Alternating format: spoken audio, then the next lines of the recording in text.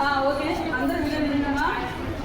పిల్లలు అందరూ జై శ్రీరామ్, జై శ్రీరామ్, జై శ్రీరామ్, జై శ్రీరామ్, జై శ్రీరామ్, జై శ్రీరామ్. నీరసంగా ఉన్నారు, గట్టిగా చెప్పగలుగుతాను. సరే, శుభ సాయంత్రం అంటే గుడ్ ఈవినింగ్ అన్నమాట. మీరందరూ కూడా చాలా చక్కగా మంచి పిల్లలు మీ వాళ్ళందరూ పెద్దవాళ్ళని చెప్పారు. అయితే మీరు మనం మంచి వాళ్ళైనా ఒకసారి తెలియక పొరపాటు చేస్తాం కదా, తెలియక తప్పులు చేస్తాం కదా, తెలియక జ్వరం వస్తుంది, జ్వరం నీకు వస్తున్నాను రేపు నువ్వు చెప్పొస్తుందా రాదు కదా. వాంతి వచ్చేస్తుంది ఒకసారి, మన తిన్న పదార్థం చేయడం అవుతుంది కానీ నిద్రపోకపోవడం వల్ల కానీ ఏదో నీళ్ళు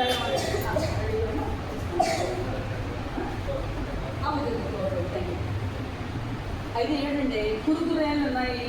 తర్వాత ఇంకా ఏం తింటున్నారు మీరు? మ్యాగీ ప్యాకెట్లు ఉన్నాయి. మ్యాగీ ఏంటి ఏంటంటే మైదా పిండి చేస్తారు, చాలా మెత్తని పదార్థం అన్నమాట. అది మసాలాలు వేస్తారు, ఉడికించేస్తారు, తినేస్తారు. తినేస్తే ఉంటుంది మన పేక ఎలా ఉంటుందండి, చాలా సన్నటి పేక ఉంటుంది, చిన్న పేక సన్నగా ఉంటుంది, పెద్ద పేక లాగా ఉంటుంది. అయితే ఆ పేగులో పదార్థాలు రాకుండా అంటిపెట్టిపోతాయి అన్నమాట. పొట్టింకి అది కడుగుతుంటుంది.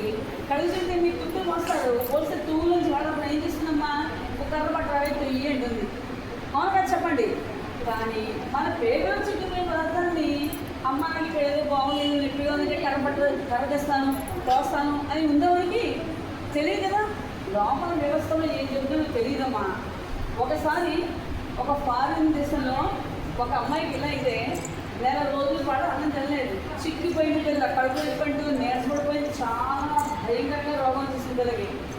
తీసుకెళ్తే డాక్టర్లు ఆపరేషన్ చేసి మనకి చూడండి పెద్ద పెద్ద పులిహోర బేసులు ఉంటాయి కదా, అలాంటి బేసులు 3 బేసన్ల కురుకురే బేస్మెంట్ తీసారు. వానపాములు కుళ్ళిపోయింది పొరపాటు అమ్మాయికి. పొట్టని పెద్దదైపోయిన పిల్లకి, చిన్న పిల్ల 9 ఏళ్ళ పిల్ల.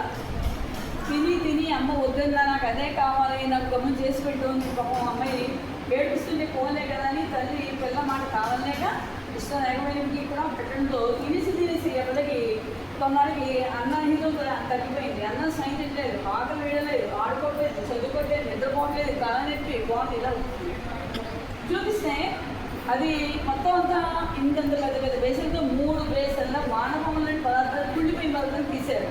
ఇంకొక రోజు అయితే అక్కడ చనిపోయేటట్టు వచ్చింది. అంత భయంకరంగా ఉందన్నమాట. దయచేసి మీరు పులుగుదేలు బయటవన్నీ ఏమి దొరికితే ఆ పానీపూరీలు లేకపోతే పానీపూరి ద్రవం ఉంటుంది కదా, చారు లాంటిది, మీరు ఏమంటారో నాకు తెలియదు, మీరు తినలేని మాకు తెలియదు. అలాంటివన్నీ కూడా ఆ చేతితో ఈ చేతితో కలిపిట్టేస్తుంటారు. అందరూ మంచిగా చేయరు, కొంతమంది మంచి చేస్తున్నారు. కానీ మీకు ఏంటంటే ఇక్కడ మీ ఇంటి దగ్గరే చేయించుకుని అర్థంగా తినండి. ఉడికించిన పదార్థాలు తినండి. మనకి బియ్యంతో ఉప్మా చేసుకోవచ్చు, ఉండ్రాళ్ళు ఉన్నాయి, ఉల్లాది అట్లు ఉన్నాయి, ఇలా రకరకాల దోశలు, ఇడ్లీ, పూలి రకరకాలు ఉన్నాయి, అవి తినండి. ఉడకబెట్టి శనగ తినండి, శనగపప్పు, కొబ్బరిపప్పు తినండి, ఇలాంటివన్నీ తినండి. అర్థమైందమ్మా? కొనుక్కుని తినకండి, కొనుక్కుని డబ్బులు పాటు చేసుకోకండి, రోగాలు తెచ్చుకోకండి. పెద్దవాళ్ళం అంటే నేనండి మీరందరూ కూడా. మీరందరూ బంగారు తల్లులు, బంగారు తండ్రులు. ఓకేనా?